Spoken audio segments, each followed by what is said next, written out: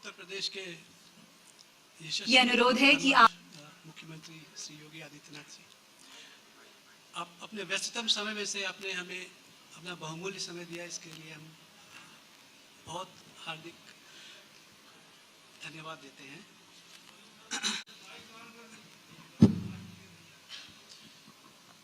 Mic को ठीक ढंग से बोलना पड़ेगा और ऊपर बीच में पकड़िएगा। हाँ, ठीक। ये मंच जो है डेस्टिनेशन पूर्वांचल का है, तो इसमें जाहिर है बातें कुछ आर्थिक मामलों पे होगी, कुछ यूपी पे इन्वेस्टमेंट पे होगी, टूरिज्म पे होगी, लेकिन मौसम चुनाव का भी है तो हम कुछ उस पर भी चर्चा कर लेंगे। तो योगी जी, मैं आपको याद होगा कि मैंने सबसे पहला इंटरव्यू आपका 1998 में किया था और मैं लगभग तभी से यहाँ पे आ रहा हूँ चुनाव या रिपोर्टिंग के लिए। पहले कभी भी जब चुनाव, खासतौर पे चुनाव में जब हम लोग यहाँ पे आते थे तो दो मुद्दे सुनाई पड़ते थे, एक फर्टिलाइजर फैक्ट्री और एक एंसेफेलाइटिस। चुनाव फिर से हमारे सामने है और मुझे लगता है इस बार ये दोनों मुद्दे नहीं होंगे। तो इसके पीछे आपने ये एक कार्यकाल में कैसे आपने किया, इसके पीछे की कहानी जरा हम सुनना चाहेंगे। प्रवीण जी, मैं आपका और आपकी पूरी टीम का, टाइम्स ऑफ इंडिया परिवार का अपने गोरखपुर में स्वागत करता हूं। धन्यवाद। आप लोगों ने पूर्वांचल डेस्टिनेशन उत्तर प्रदेश कॉन्क्लेव के लिए पूर्वांचल चुना है और वो भी गोरखपुर में। मैं टाइम्स ऑफ इंडिया परिवार को इसके लिए धन्यवाद देता हूं। देखिए, हर एक की अपनी अपनी सोच होती है। वह व्यक्ति की प्रकृति और उसके संस्कार पे निर्भर करता है। पहले लोगों की सोच सीमित थी, वे अपने बारे में, अपने परिवार के बारे में सोचते थे। देश के बारे में, प्रदेश के बारे में, एक बड़े समुदाय के बारे में उनके पास कोई स्पष्ट सोच न होने के कारण देश के अंदर सामाजिक भी और आर्थिक भी असंतोष और असंतुलन की स्थिति व्यापक रूप से देखने को मिली थी। 1947 में जब ये देश आजाद हुआ है, उस समय बड़े बड़े सपने देखे गए थे, लेकिन 5 दशक आते आते वे सभी सपने एक बार लोगों के मन से ओझल होते हुए लोग ये मानने लग गए थे कि सभी सपनों को देश के सत्ताधारियों ने चकनाचूर कर दिया है। एक अविश्वास, एक असंतोष का सा वातावरण पूरे देश के अंदर था। असुरक्षा, अव्यवस्था,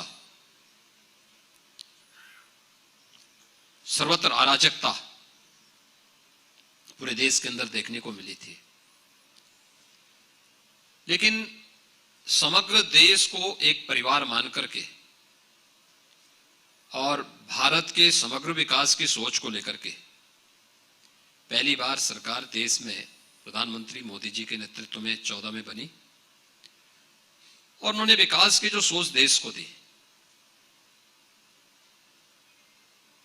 प्रधानमंत्री मोदी जी ने प्रधानमंत्री बनने के पहले जो लोगों के द्वारा, विपक्ष के द्वारा तमाम प्रकार का दुष्प्रचार किया जा रहा था, पहली बैठक में ही उन्होंने इस बात को कहा था। और प्रधानमंत्री पद के उम्मीदवार बनाए जाने के बाद जब भारतीय जनता पार्टी को उस समय अपना इलेक्शन मैनिफेस्टो बनाना पड़ा था, तो उससे पहले ही उन्होंने इस बात को कहा था, बीजेपी का एक ही मंत्र होगा, सबका साथ और सबका विकास का। आप याद करिए, जितनी भी योजनाएं निकली या इसको केंद्रित होते हुए निकले, बिना भेदभाव के। शासन की योजनाएं सबको मिलेंगी, उसमें जाति, मत, मजहब, क्षेत्र, भाषा का कोई भेदभाव नहीं होगा। समग्र विकास की सोच को आगे बढ़ाने का प्रयास। विकास की इस दौड़ में कुछ क्षेत्र थे जिन्होंने बहुत प्रगति कर ली। सत्ताधारी दलों का हमेशा फोकस भी वही क्षेत्र होते थे, लेकिन कुछ क्षेत्र थे जो विकास की दौड़ में पिछड़ गए थे। ये देश में भी था, प्रदेशों में भी था। आप देश में देखेंगे तो हमारा पूर्वोत्तर भारत पूरी तरह अछूता पड़ा हुआ था। जिस पूर्वोत्तर भारत में आजादी के बाद की विभिन्न सरकारों की देन उग्रवाद और अराजकता थी, आज वही पूर्वोत्तर भारत विकास की एक नई दौड़ के साथ आगे बढ़ रहा है। और आप देखेंगे उस विकास की सोच ने लोगों के मन में इतना सकारात्मक भाव पैदा किया। अरुणाचल में भारतीय जनता पार्टी की सरकार, मणिपुर में भारतीय जनता पार्टी की सरकार, असम में भारतीय जनता पार्टी की सरकार, मेघालय और नागालैंड में भारतीय जनता पार्टी समर्थित सरकार, आज पूर्वोत्तर के राज्यों में त्रिपुरा में भारतीय जनता पार्टी की सरकार, पूर्वोत्तर के राज्य विकास की जिन नई ऊंचाइयों को छूते हुए दिखाई दे रहे हैं, अभूतपूर्व है, अभिनंदनीय है। राष्ट्रीय अखंडता की और एक भारत श्रेष्ठ भारत का एक आदर्श उदाहरण है। वही स्थिति पूर्वी उत्तर प्रदेश की भी थी। जब उत्तर प्रदेश की हम बात करते थे, एक तो राष्ट्रीय राजधानी से जुड़े हुए पश्चिमी उत्तर प्रदेश के कुछ जनपदों में तो विकास थोड़ा बहुत हुआ, वह सरकार की कृपा से नहीं हुआ। उनकी कनेक्टिविटी, वहां के लोगों के नजदीक सेंटर मिलने के कारण और उनके अपने प्रयास से हुआ। लेकिन मध्य यूपी और दो क्षेत्र तो उत्तर प्रदेश के ऐसे थे जो सचमुच आर्थिक रूप से इतने पिछड़े थे, पूर्वी उत्तर प्रदेश और बुंदेलखंड, जहां के विकास के बारे में न सरकार के पास कोई विजन था और न सरकार उसके बारे में सोचना ही चाहती थी। उनकी लोकल लीडरशिप में भी नहीं था और उनकी केंद्रीय नेतृत्व में भी वह डेवलपमेंट का भाव ही नहीं था। 2014 में प्रधानमंत्री मोदी जी 2013 में जब गोरखपुर आए थे, उनके सामने सब मुद्दे थे, विकास के क्या क्या मुद्दे हैं, कैसे कैसे चलना है। हम लोग जिन मुद्दों को लेकर के लड़ते थे, मुझे याद है 1990 में गोरखपुर का फर्टिलाइजर कारखाना बंद हो गया था। 1970 के दशक से मस्तिष्क ज्वर से यहां पर हजारों मौतें होती थी, हजारों मौतें होती थी, कोई सुनने वाला नहीं था। और सबसे बड़ी ताज्जुब की बात यह कि मस्तिष्क ज्वर से मरने वाले बच्चे कौन थे? ज्यादातर बच्चे दलित समुदाय के थे या अल्पसंख्यक समुदाय के थे। आजादी के बाद ये वोट बैंक तो बना, लेकिन उनके स्वास्थ्य की बेहतर सुविधा हो इसके बारे में यह मुद्दा नहीं बन पाया, कभी मुद्दा नहीं बन पाया। यहां की सड़कें चौड़ी हो, यहां पे भी निवेश की संभावनाएं बने, यहां पर स्वास्थ्य की बेहतरीन सुविधा हो, कोई सोच नहीं थी। और आज देखिए, मोदी जी को 7.5 साल हुए हैं प्रधानमंत्री बने हुए, और मुझे 5वां वर्ष मेरा चल रहा है मुख्यमंत्री बने हुए। इन वर्षों में आप देखेंगे 2014 से मार्च 17 तक केंद्र सरकार किसी भी योजना को भेजती थी, प्रदेश सरकार उसमें अड़ंगा लगाती थी। यानी वह विकास में सहयोग करने के बजाय एक स्पीड ब्रेकर का काम करती थी, या वो उनको लागू ही नहीं होने देती थी। 2017 के बाद, मार्च 17 के बाद हम लोगों ने कार्य प्रारंभ किया। आज गोरखपुर का फर्टिलाइजर कारखाना और गोरखपुर एम्स प्रधानमंत्री जी ने इसी महीने राष्ट्र को समर्पित कर दिया है, दोनों समर्पित हो गए। आप इस होटल में हैं, इसकी छत से एक बार थोड़ा देखेंगे आप, चारों तरफ देखा मैंने, सामने आप रामगढ़ ताल दिखाई दे रहा होगा। बिल्कुल बिल्कुल देखा मैंने। यानी मुंबई उसके सामने फेल है। बिल्कुल। और उसका एक उदाहरण और है कि संभवतः इसी चकाचौंध को देख करके रवि किशन जी गोरखपुर में आए संसद का चुनाव लड़ने के लिए।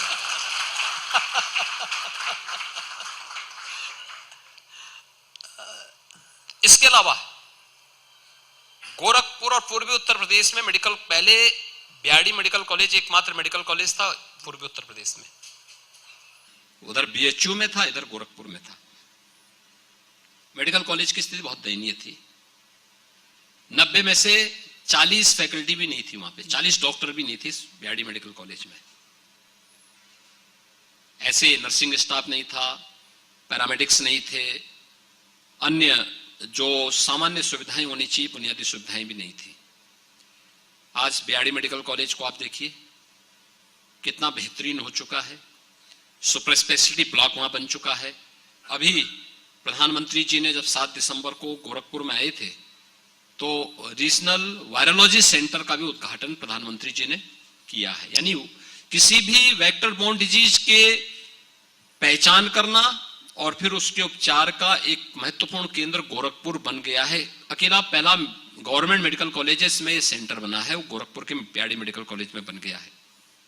इस समय हम लोग देवरिया में मेडिकल कॉलेज संचालित कर चुके हैं, सिद्धार्थनगर में संचालित कर चुके हैं, बस्ती में संचालित कर चुके हैं, कुशीनगर में नया मेडिकल कॉलेज देने जा रहे हैं। आज ही महाराजगंज जिले के लिए भी पीपीपी मोड पे एक नया मेडिकल कॉलेज हम लोगों ने सहमति स्वीकृति उसके लिए दे दी है। बिहाड़ी मेडिकल, एक मेडिकल कॉलेज आपका जो है महाराजगंज में बनने जा रहा है। अन्य जनपदों की भी को देखेंगे आप, बलरामपुर मेडिकल कॉलेज बनने जा रहा है, गोंडा में मेडिकल कॉलेज बनना जा रहा है, आपके बहराइच में मेडिकल कॉलेज प्रारंभ हो चुका है। मैं इन जनपदों की बात कर रहा हूं। इन जनपदों में पहले स्वास्थ्य की सुविधा के लिए अकेले गोरखपुर में एक मेडिकल कॉलेज था। हमने गोरखपुर बिहाड़ी मेडिकल कॉलेज की क्षमता में सुधार तो किया ही, उसको बेहतरीन सुविधाओं से युक्त तो किया ही, लेकिन साथ साथ हम लोगों ने यहां पर बिहाड़ी मेडिकल कॉलेज के साथ साथ एम्स भी दिया और आसपास के सभी जनपदों में भी हम लोगों ने ये स्वास्थ्य की विशेषज्ञ स्वास्थ्य सुविधाओं के बेहतरीन केंद्र भी दिए। कनेक्टिविटी आज आप देखेंगे, लखनऊ गोरखपुर का हो या गोरखपुर वाराणसी का हो या गोरखपुर की कहीं की भी कनेक्टिविटी हो, ये 4 लेन और 6 लेन के साथ जुड़ चुकी है। गोरखपुर का एयरपोर्ट, आज गोरखपुर में एयरपोर्ट है। गोरखपुर से 60 किलोमीटर की दूरी पर कुशीनगर में इंटरनेशनल एयरपोर्ट है। 2017 तक एक फ्लाइट आती थी गोरखपुर के लिए, वो भी कभी कभार आती थी, नाइट लैंडिंग की फैसिलिटी नहीं थी। आज अभी बाहर मुझे मनोज तिवारी जी मिले थे, 6:55 पर उनकी फ्लाइट है दिल्ली के लिए। इतना मौसम खराब है लेकिन 6:55 में उनकी फ्लाइट यहां से जाएगी, टेक ऑफ करेगी, क्योंकि सुविधाएं मिली। और गोरखपुर का 14 फ्लाइट इस समय गोरखपुर की चल रही है और सभी फुल चल रही हैं जी। यानी ये फ्लाइट ही नहीं है, ये अपने साथ डेवलपमेंट लेके आती है, लोगों के श्रम को भी और लोगों के समय को भी बचाती है और विकास की एक नई सोच लोगों के मन में प्रस्तुत करती है। आज गोरखपुर में हर ओर विकास हो रहा है। यानी आज गोरखपुर में 4 विश्वविद्यालय हैं जो विकास और अच्छी एजुकेशन के लिए यहां पर उस प्रक्रिया के साथ जुड़े हुए हैं। पूर्वी उत्तर प्रदेश का हर एक क्षेत्र में विकास की ओर अग्रसर हुआ है। यहां की पहले रोजगार के लिए 2 उद्योग यहां पर थे, एक फर्टिलाइजर था, एक चीनी उद्योग था। फर्टिलाइजर 1990 में बंद हो गया था। चीनी उद्योग को 2004 से लेकर के और 2017 के बीच पूर्वी उत्तर प्रदेश की 21 चीनी मिलें बेची गई थी पिछली सरकारों ने, और 21 चीनी मिलें बेची गई या बंद की गई। फिर से उन चीनी मिलों को चलाने की कार्रवाई सरकार ने प्रारंभ की है। 2 चीनी मिलें प्रारंभ भी हो चुकी हैं। पिपराइच की चीनी मिल, पहले वह 7,000 कुंटल पर डे उसमें पेराई होती थी, आज 50,000 कुंटल पर डे पेराई की नई चीनी मिल वहां पे स्थापना की। प्रतिदिन पेराई की क्षमता के साथ, कोजन प्लांट के साथ वहां पर चीनी मिलें स्थापित कर दी है। नई चीनी मिल लगाने की कार्रवाई और आगे बढ़ रही है। देखिए, सुधार हर एक क्षेत्र में हुआ है और इस सुधार को ही आगे बढ़ाने के लिए आज पर्यटन बढ़ा है, आज यहाँ पर विकास की नई सुविधाएं आगे बढ़ी हैं।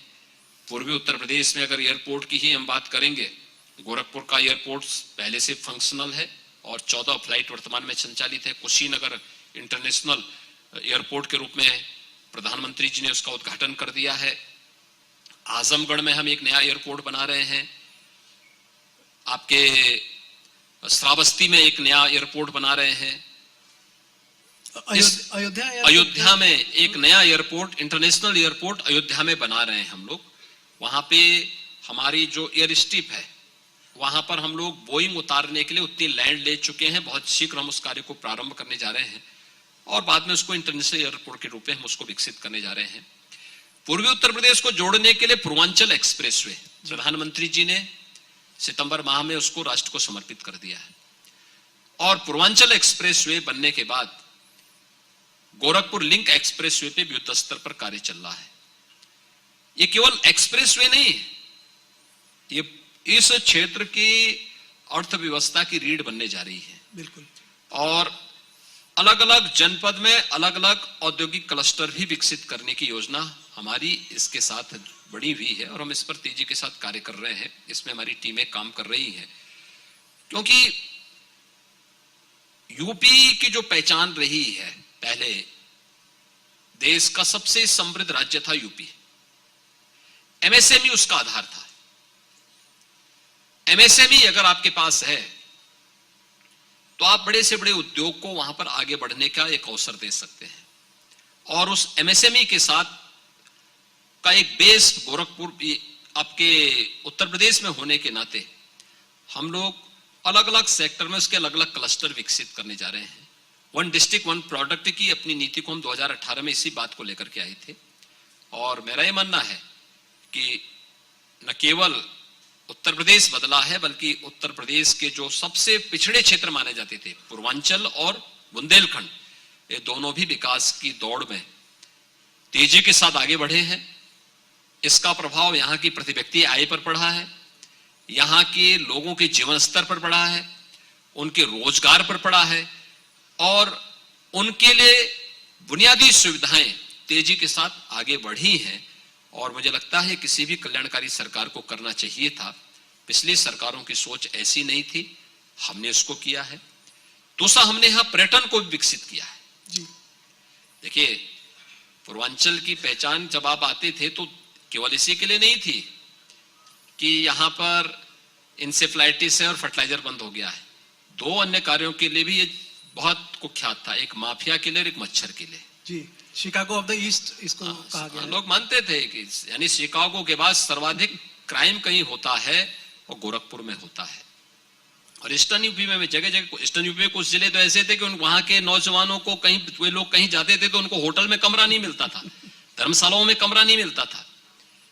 लेकिन आज इस कलंक से उत्तर प्रदेश भी और पूर्वांचल भी पूरी तरह मुक्त हो चुका है और अब विकास की एक नई दौड़ के साथ हम लोग आगे बढ़ रहे हैं। और हम कह सकते हैं कि उत्तर प्रदेश को नंबर 1 का प्रदेश बनाने की दौड़ में पूर्वांचल भी और बुंदेलखंड भी अपनी भूमिका का निर्वहन करेगा।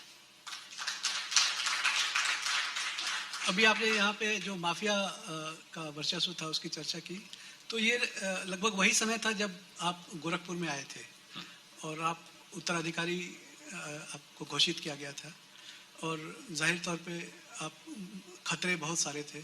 तो क्या ये वही उसी समय का आपका एक्सपीरियंस है जिसने आपको माफिया के खिलाफ आयरन हैंड? देखिए यहाँ पे मेरे सामने दोनों तीनों चुनौतियां थी जी।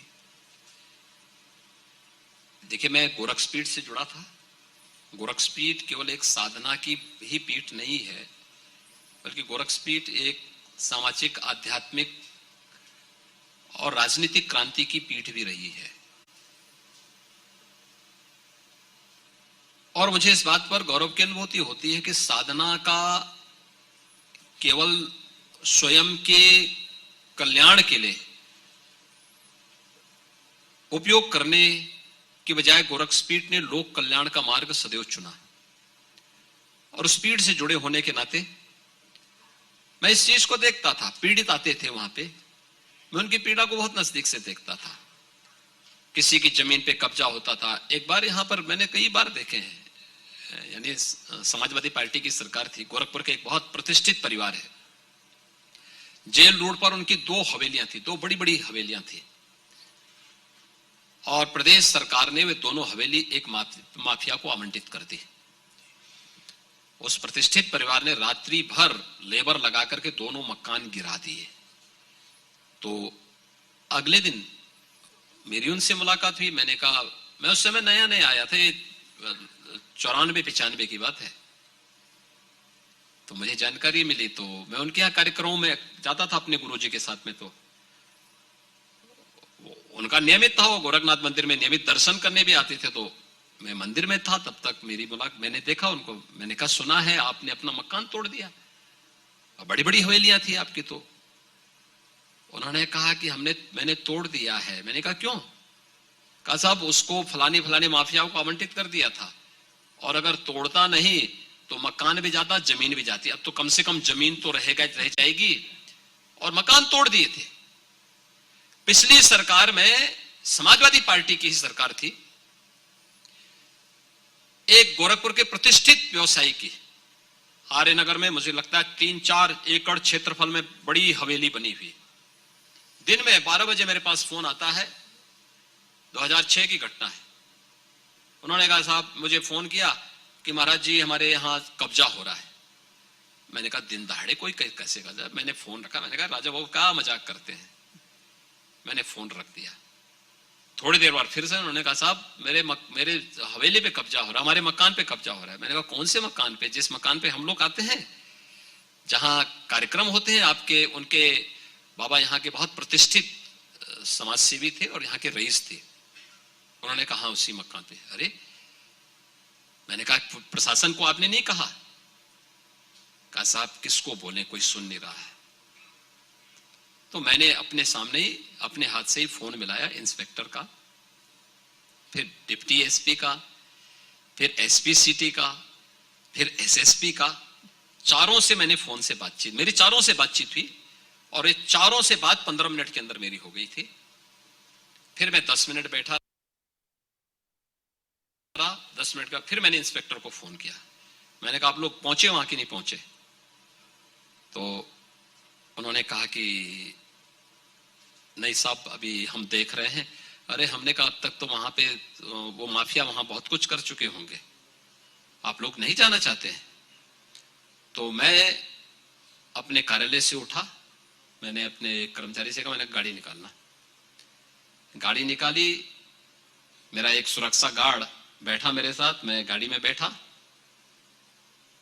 मैं बाहर जा रहा था, तब तक कुछ लोगों ने मुझे देखा कि मैं अकेले गाड़ी से निकल रहा हूं, तो पीछे पीछे वे लोग भी आए। तो ये जितने कब्जा करने वाले थे, ये पूर्वी गेट से आए थे, मैं पश्चिमी गेट से अंदर गया। मैं देख रहा था तब तक उस सामान मकान के बाहर फेंके जा रहे थे। महिलाएं एक तरफ चुपचाप, घर की महिलाएं छुपी हुई थी, और बेचारे सब एक तरफ होकर के, पूरे पुरुष एक तरफ होकर के चुपचाप सो रहे थे, रो रहे थे। तो मैंने पूछा, मैंने कहा ये सब क्या हो रहा है?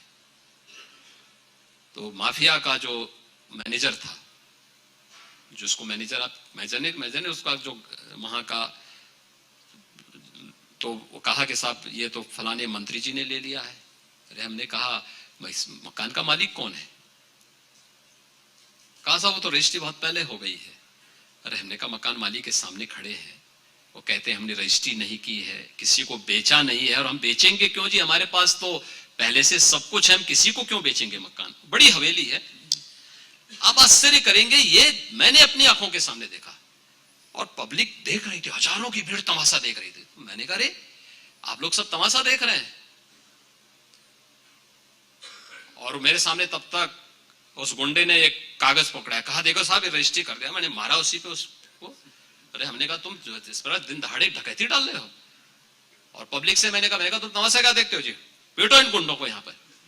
और पब्लिक टूट पड़ी वहां पे।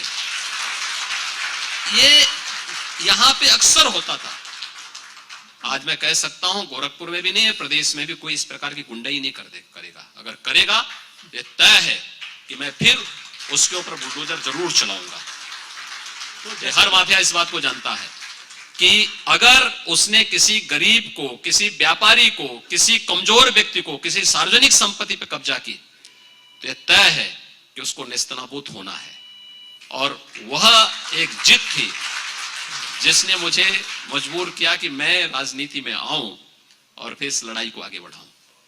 और आज हम लोग उस लड़ाई को बहुत मजबूती के साथ पूरे उत्तर प्रदेश के अंदर लेकर चल रहे हैं। तो जैसा कि मैंने कहा, माफिया को टैकल करने की आपकी ट्रेनिंग काफी शुरू पहले हो गई थी। मैंने देखे ये अनुभव पे आधारित था। देखिए ये केवल किसी पुस्तक की या किसी लेखनी का मोहताज नहीं था जी, या किसी फिल्मी डायलॉग के नहीं थे, रियल लाइफ। क्योंकि फिल्म में देखता नहीं था, ये मेरी रियल लाइफ का दृश्य थे जिनको मैंने अपनी आंखों से नजदीक से गोरखपुर के अंदर, पूर्वांचल के अंदर होते हुए देखा है जी। और फिर उसके खिलाफ हम लोगों ने मजबूती से इस लड़ाई को आगे बढ़ाते हुए भी अपने आप को देखा है। और आज मैं कह सकता हूं, गोरखपुर हो या पूर्वी उत्तर प्रदेश या उत्तर प्रदेश, किसी माफिया का दुस्साहस नहीं वह ऐसा कर सके। और अगर करेगा तो मुझे लगता है उसकी 7 पुश्तें सोचेंगी आने वाली भी कि ऐसा भी कभी हुआ था। नहीं हो सकता। और मुझे लगता है समाज को अन्याय को सहना ही नहीं चाहिए, कोई भी हो। अगर कोई अन्याय कर रहा है, अत्याचार कर रहा है, शोषण कर रहा है, उसका प्रतिकार करने के लिए खड़ा होना चाहिए। आपके विरोधी कहते हैं कि जो क्रैकडाउन, माफियाओं के ऊपर जो क्रैकडाउन है वो सिलेक्टिव है। आप सबको सेलेक्टिव नहीं, आप देखेंगे सभी लोग हैं, जो माफिया है वो माफिया है, जो अपराधी है वो अपराधी है। और मुझे लगता है उसको जाति, मत, मजहब के साथ जोड़ के कतई नहीं देखना चाहिए। कोई भी हो, अगर वो माफिया है तो मुझे लगता है वह समाज का दुश्मन है, विकास का बाधक जीवाणु है और मुझे लगता है कोरोना से भी भयंकर है।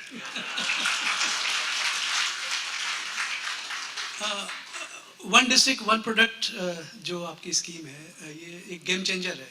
अभी बनारस में प्राइम मिनिस्टर ने भी इसकी बहुत तारीफ की और सारे राज्यों को कहा कि इसको अडॉप्ट करना चाहिए। तो ये एक इसकी कल्पना आपने कैसे की? ये इसका मॉडल आपने कहाँ से इसको उठाया? देखिए उसमें है क्या कि हम लोगों को अक्सर अलग अलग देशों के राजदूतों के साथ भी और हम लोगों का इंटरेक्शन होता है। वे लोग आते भी हैं, हम लोग उनको बुलाते भी हैं, समय समय पे हम सेमिनार भी करते हैं। और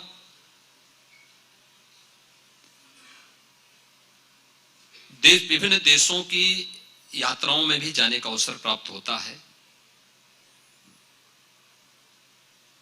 2017 के पहले जब भारतीय जनता पार्टी ने अपना लोक कल्याण संकल्प पत्र 2017 में जारी करवाया था लखनऊ में, मैं उस कार्यक्रम में था। तो लोक कल्याण संकल्प पत्र में प्रधानमंत्री जी ने और उस समय के हमारे प्रदेश के देश के अध्यक्ष से अमित शाह जी ने उसमें जुड़वाया था परंपरागत उद्यम के प्रोत्साहन के लिए। जी। 2017 में जब मुझे मुख्यमंत्री बना दिया गया तो परंपरागत उद्यम के प्रोत्साहन के लिए क्या हो सकता है, तो मैंने यहां एक कमेटी बनाई थी। अलग अलग कार्य के लिए मैंने अलग अलग कमेटियों को जिम्मेदारी दी थी। किसानों की कर्ज माफ करने के लिए कौन काम करेगा, प्रोक्योरमेंट के लिए कौन काम करेगा, उत्तर प्रदेश में बिना भेदभाव के योग्यता के आधार पर हर यूथ को नौकरी, रोजगार और स्वतः रोजगार के साथ जोड़ सके, इस पे कौन काम करे, कौन टीम काम करेगी। और उसमें हर प्रकार के लोग थे, मंत्री भी थे, कुछ में जनप्रतिनिधि भी थे, कुछ में उसके एक्सपर्ट भी थे। एक टास्क फोर्स अलग अलग प्रकार की बनी थी। प्रदेश की इकोनॉमी को लेकर के था, ऐसे ही प्रदेश में इन्वेस्टमेंट हो, क्योंकि 2017 के पहले उत्तर प्रदेश में निवेश एक सपना था। यहां पे दंगे होते थे, यहां पे अराजकता थी, यहां पे अव्यवस्था थी, यहां पे गुंडागिर्दी थी, यहां पे गुंडा टैक्स वसूला जाता था, यहां पर बेईमानी और भ्रष्टाचार के नए नए कीर्तिमान स्थापित होते थे। तो मैंने देखा दुनिया के कुछ देशों में, जैसे जापान है, उन्होंने अपने अलग अलग प्रांतों के लिए अलग अलग प्रोडक्ट को वहां के लिए उन्होंने वो किया। मैंने उसको मंगाया, उसका प्रेजेंटेशन अपने सामने करवाया। जापान छोटा देश है, लेकिन मैंने उसके रिजल्ट वहां पे देखे क्या है। तब तक हमारा यहां का मैपिंग जो हमने करवाई थी उसके भी परिणाम आ चुके थे। तो 75 में से 57 जिले हमारे ऐसे थे जहां की अपनी यूनिक प्रोडक्ट थी उन जनपदों की। 18 जनपद ऐसे थे जिन जनपदों के पास अपने परंपरागत उद्यम नहीं था, लेकिन वे जनपद अलग अलग दिशा में कुछ अच्छा कार्य कर सकते थे। तो मैंने फिर वहीं पर जो टीम बनाई तो उस टीम से कहा, मैंने कहा इसका नाम दे दीजिए एक जनपद एक उत्पाद, वन डिस्ट्रिक्ट वन प्रोडक्ट का।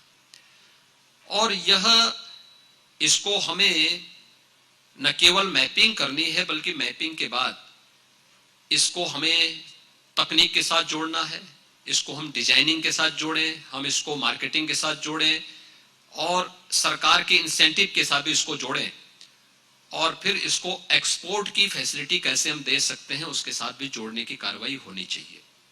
एग्जीबिशन जहां भी देश और दुनिया के अंदर लगे, इनको फ्री लाने जाने और उनके रहने की व्यवस्था करिए, इनको सारी सुविधाएं दीजिए, उससे लाभ होगा। और मुझे बताते हुए प्रसन्नता है कि वर्तमान में हम लोग 2020 तक आते आते मात्र 2 वर्ष के अंदर हम लोग इस दिशा में जो हमने प्रगति की उसका परिणाम है 1,21,000 करोड़ रुपए के हम प्रोडक्ट को, एमएसएमई प्रोडक्ट को इस समय वर्तमान में यूपी से एक्सपोर्ट कर रहे हैं, बाहर दुनिया के देशों को निर्यात कर रहे हैं।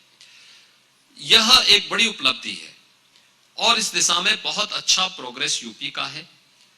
हम लोगों ने इस दिशा में बहुत अच्छी कार्रवाई आगे बढ़ाई। आज आप चले जाइए किसी भी जिले में, इस क्षेत्र से जुड़े हुए लोग, जब 2017-18 के पहले में जाता था, मुरादाबाद हो, फिरोजाबाद हो, अलीगढ़ हो, भदोई है, वाराणसी है, लखनऊ के चिकन कारीगरी में जो लोग जुड़े हुए हैं, इस सभी लोगों में हताशा थी, निराशा थी, लोग पलायन कर रहे थे, लोगों ने अपने कार्य को बंद कर दिया था। 2017 के बाद, 18 के बाद जब हमने इसकी मैपिंग प्रारंभ की, उनको शासन के इंसेंटिव के साथ जोड़ना शुरू किया, उनको हमने ट्रेनिंग की कार्रवाई के साथ जोड़ा, उनको तकनीक देना प्रारंभ किया। और जैसे फिरोजाबाद में ग्लास उद्योग ताज के कारण बंद हो गए थे क्योंकि उनके पास तकनीक नहीं थी, और दूसरा उन लोगों को डीजल के अपने संयंत्र चलाने के लिए या केरोसिन से चलाने के लिए पॉल्यूशन कंट्रोल बोर्ड परमिशन नहीं करता था, तो उद्योग बंद हो गए थे। हमने वहां पे उनको पीएनजी उपलब्ध करवा दी, सीएनजी के स्टेशन स्थापित कराए, आज फिर से खड़ा हो गया वहां का ग्लास उद्योग। ऐसे ही मुरादाबाद का भी था। मुरादाबाद में इन लोगों के पास भी केरोसिन और डीजल के अलावा कोई भी साधन नहीं था, बिजली आती नहीं थी और उनके पास बाकी पीएनजी या सीएनजी थी नहीं,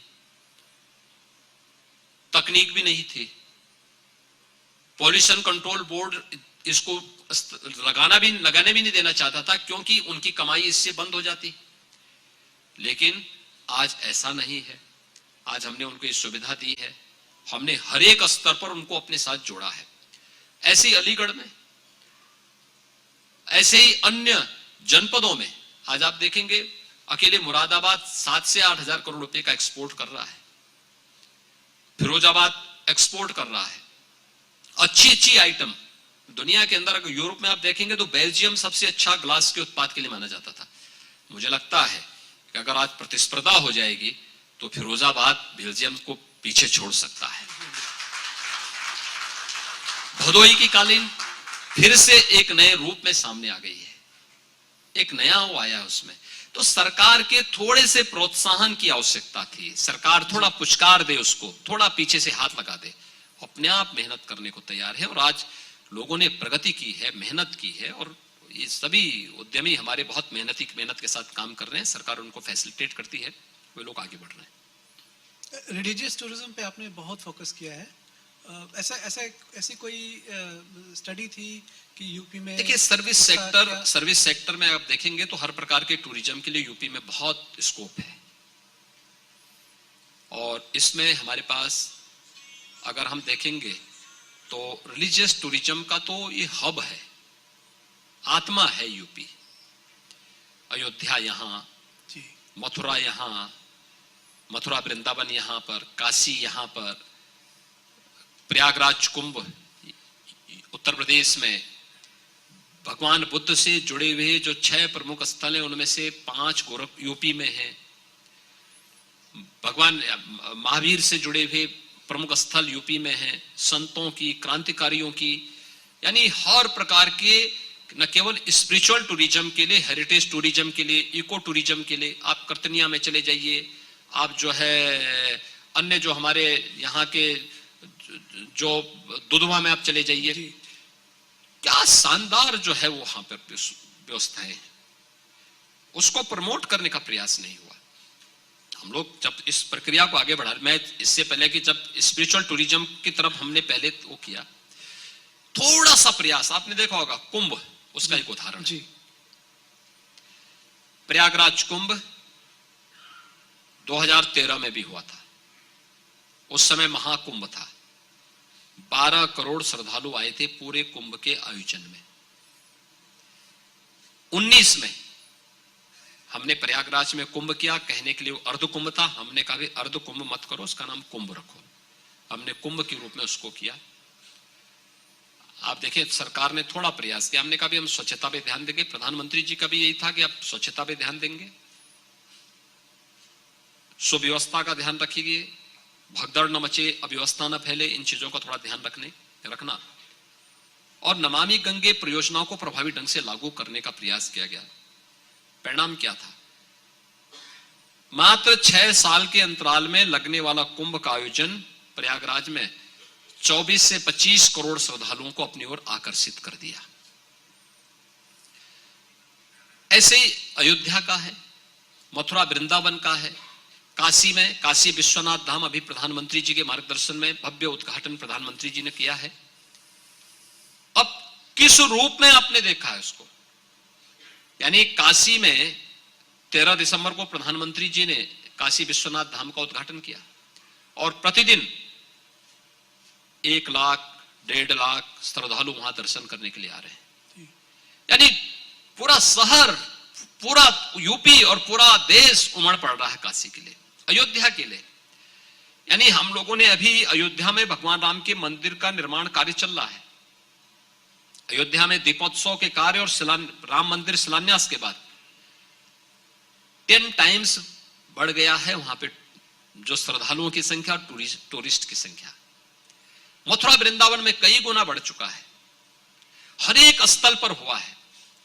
कुशीनगर में अभी जो इंटरनेशनल फ्लाइट प्रारंभ हुई है, पहली फ्लाइट कोलंबो से आई है यहाँ पे, वे सभी बौद्ध भिक्षु आए थे, वहां के तमाम मंत्रीगण भी आए थे। और अब देखना बौद्ध सर्किट का कार्य, रामायण सर्किट पर, कृष्णा सर्किट पर, आप विंध्यवासिनी धाम में जाइए, विंध्यवासिनी धाम को जो भव्य रूप दिया जा रहा है, ये काम पहले भी हो सकता था, लेकिन समस्या क्या थी? सोच थी। जिनकी सोच कब्रिस्तान तक सीमित है, उन्होंने कब्रिस्तान को पैसा दिया।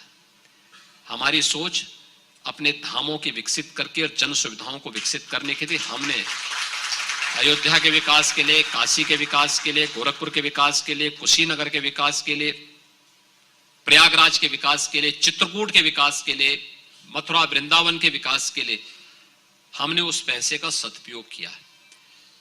इससे रोजगार बहुत ज्यादा जनरेट हुआ। गाइड, स्थानीय स्तर पर व्यापारियों को मिलने वाला रोजगार, बहुत सारी चीजें यहां पर उसके माध्यम से प्राप्त हुई और आज हर व्यक्ति उसका लाभ ले रहा, वहां पर लाभ ले रहा है और अर्थव्यवस्था पे उसका असर पड़ा है, निश्चित उसका असर पड़ा है। ये एक सुखद संयोग है कि आज हमारा डेस्टिनेशन उत्तर प्रदेश प्रोग्राम यहाँ पे है और आज आपने इलेक्ट्रिक बस का न सिर्फ लॉन्च किया बल्कि बस में बैठ के ही आप यहाँ पे आए और कल आप वाटर स्पोर्ट्स कॉम्प्लेक्स का उद्घाटन करने जा रहे हैं।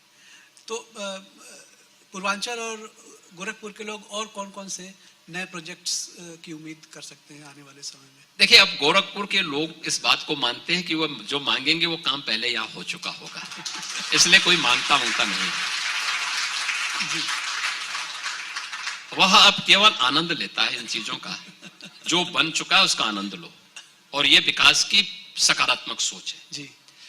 जो बन गया है उसका आनंद लो जी, भरपूर आनंद लो।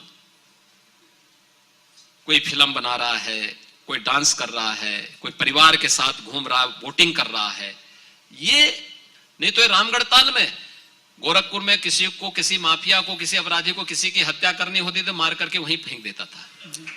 यही रामगढ़ ताल था। रोज पुलिस के लिए 2-4 लाशें वहां तैरती हुई दिखाई देती थी।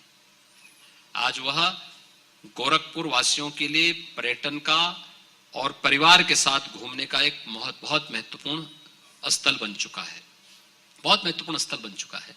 और मुझे लगता है कि विकास की प्रक्रिया को हम इस प्रकार से जोड़ रहे हैं, इसलिए वह एक सकारात्मक सोच के साथ कार्य करती है। और सकारात्मक सोच जब उसको लगता है कि काम स्वतःस्फूर्त भाव के साथ हो रहे तो मांगेंगे क्यों? जो हुआ है उसका आनंद लेंगे, और उसका आनंद ले रहे हैं। एक दो पॉलिटिकल सवाल मैं पूछता हूँ। पिछले चुनाव में भारतीय जनता पार्टी बिना किसी चेहरे के उतरी थी और हिस्टोरिकल एक मैंडेट मिला था। इस बार ना सिर्फ आप एक चेहरा हैं बल्कि सारी पार्टी, पूरी पार्टी और सारे बड़े नेता, चाहे वो प्रधानमंत्री हो चाहे गृह मंत्री हो, ये सारे आपके द्वारा किए गए कार्यों को प्रोजेक्ट कर रहे हैं फॉर द सेकेंड टर्म। ये उम्मीदों का ऐसा लग रहा है कि जैसे ये आपके कार्यों के ऊपर एक रेफरेंडम जैसा होने जा रहा है अगला चुनाव। तो ये उम्मीदों का जो पहाड़ है, क्या ये आपको विचलित करता है? देखिए, हम लोग कभी विचलित नहीं होते। विचलित तब नहीं हुए जब माफियाओं से हम सीधे लड़ रहे थे, अकेले लड़ रहे थे, निहत्थे लड़ रहे थे, तो तब विचलित नहीं हुए। जब हम इंसेफ्लाइटिस की बीमारी से अकेले लड़ रहे थे तब विचलित नहीं हुए। उत्तर प्रदेश में जो कुछ भी हमें सफलता प्राप्त हुई, प्रधानमंत्री मोदी जी के मार्गदर्शन और उनकी प्रेरणा से हम लोग उत्तर प्रदेश की जनता के लिए कुछ कर पाए और डबल इंजन की सरकार का लाभ प्रदेश की जनता को प्राप्त हुआ। क्या लोक कल्याणकारी कार्यों का हो, क्या बड़े बड़े प्रोजेक्ट को लागू करने का हो, प्रदेश के अंदर स्थापित करने का हो, क्या प्रदेश की बेहतरीन कानून व्यवस्था को स्थापित करने का हो, और क्या प्रदेश के अंदर निवेश की संभावनाओं को तेजी के साथ आगे बढ़ा करके रोजगार को आगे बढ़ाने का हो। कोई तबका ऐसा नहीं होगा जो ये कह सकता हो कि सरकार ने उसकी उपेक्षा की है। क्या गांव, क्या गरीब, क्या किसान, क्या नौजवान, क्या महिलाएं, क्या समाज का कोई भी व्यक्ति, बिजली मिल रही तो समाज के हर व्यक्ति को मिल रही है, भेदभाव किसी के साथ नहीं। सुरक्षा दी जा रही तो सबको सुरक्षा। लेकिन पेशेवर दंगाइयों को ये भी कह दिया, अगर दंगा करोगे तो 7 पीढ़ियां भुगतान करते करते थक जाएंगी, इसलिए दंगा करने में अब पिछली प्रवृत्ति को, आदतों को बदल दो। और आज आप देख रहे होंगे परिवर्तन देखने को मिला है। समाजवादी पार्टी का चेहरा हर व्यक्ति को याद है। आदत सुधरती नहीं है, सुधरेंगी, समय वक्त उनको सुधार देगा। कल आपने देखा होगा कानपुर में हमारा कार्यक्रम चल रहा था जी। बाहर किस प्रकार की खुरापात की जा रही थी, शरारत किस रूप में हो रही थी। ये समाजवादी पार्टी का चेहरा है। विकास का पैसा जो आज हम सड़कों पर लगा रहे हैं, हाईवे पे लगा रहे हैं, एक्सप्रेसवे पे लगा रहे हैं, एयरपोर्ट पे लगा रहे हैं, गरीबों के मकान देने में लगा रहे हैं, गरीबों को बिजली देने में लगा रहे हैं, अपने नौजवानों को स्मार्टफोन और टैबलेट देने के लिए लगा रहे हैं, यही पैसा पहले लोगों की तिजोरी में भर भर करके जाता था और आरसीसी की दीवारों में इसको ऐसे कैद करके रख दिया जाता था। आज निकल रहा है ना, जब जेसीबी लग करके निकाला जा रहा है तो सारा पैसा भर भरा करके सामने आ जा रहा है। गड्डी की गड्डी निकल रही है। थक जा रहे हैं अधिकारी, मशीनें भेजी जा रही हैं। ये देखा है, पिछली सरकारों के काले कारनामे सब समाज के सामने आ रहे हैं। इनके वे सभी चेहरे सामने आएंगे, इनकी वास्तविकता क्या है। और जनता को देखना होगा, अपने लिए, आने वाली पीढ़ी की खुशहाली और समृद्धि के लिए अच्छे लोगों को चुनना, अच्छी सरकार का गठन करना और फिर जीरो टॉलरेंस की नीति के तहत कार्य करना। सरकार उस दिशा में कार्य कर रही है और सरकार कार्य करेगी। और मैं कह सकता हूं, भारतीय जनता पार्टी पिछली बार जितनी सीटें पाई थी उसी तर्ज पर इस बार भी परिणाम लेकर के आएगी, कहीं कोई संदेह नहीं होना चाहिए। यही सवाल मैं शायद नहीं पूछना चाहता था, क्योंकि हर इंटरव्यू में आपसे पूछा जाता है कि कितनी सीटें आएंगी। मैं ये पूछना चाहता हूँ कि क्या अगर सीटें अगर 250 जैसे आती हैं तो क्या आप निराश होंगे? देखिए, मैं ये क्यों मानूं, मेरा तो मानना है 350 से कम नहीं आएंगे। समाजवादी पार्टी का कहना है कि अखिलेश यादव जी के विजय यात्रा को अभूतपूर्व समर्थन मिल रहा है। वो तो हर व्यक्ति देख रहा है जी, हर व्यक्ति देख रहा है कितना अभूतपूर्व समर्थन मिल रहा है। वो तो अभूतपूर्व समर्थन उनको तब भी मिल रहा होगा जब वो नोट की गड्डियां किसी तिजोरी में भरवा रहे होंगे। जनता का समर्थन तब भी मिल रहा है जब ये नोट की गड्डियां बाहर निकल रही हैं। उनकी हताशा और निराशा का प्रदर्शन कल कानपुर में भी देखने को मिला है और प्रदेश के अंदर अन्य जगहों पर भी। कैसे माहौल पे खराब करने का प्रयास करते हैं, लेकिन प्रदेश की जनता बहुत मजबूती के साथ खड़ी है। एक अंडर करंट है और आप देखना, भारतीय जनता पार्टी 2017, 2014 और 2019 के तर्ज पर भारी बहुमत के साथ, प्रचंड बहुमत के साथ प्रदेश के अंदर सरकार बनेगी। हम लगभग 5 साल आपके सरकार के गुजर गए, अगला चुनाव आने वाला है। इन 5 साल को आप कैसे एसेस करते हैं?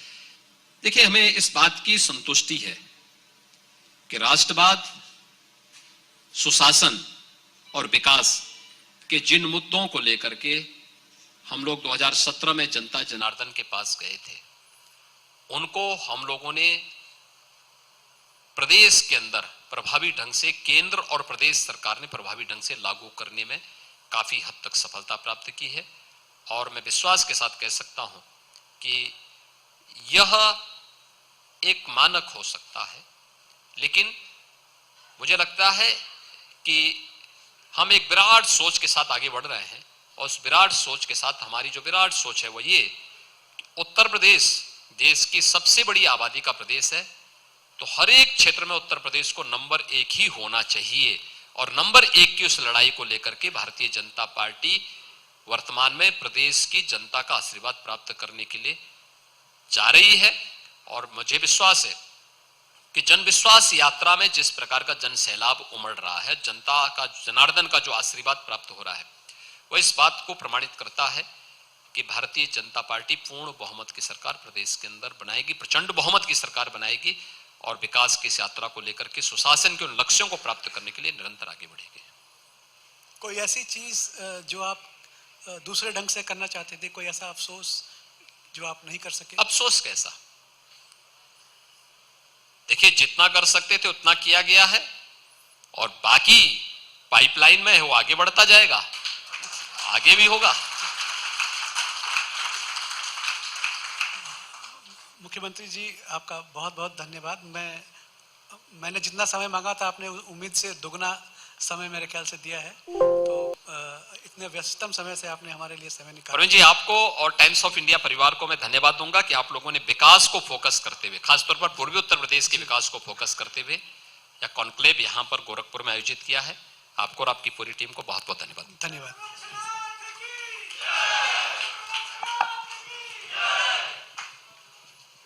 कुछ बोलना चाहेंगे? माननीय महोदय, धन्यवाद आपकी इस वार्तालाप का।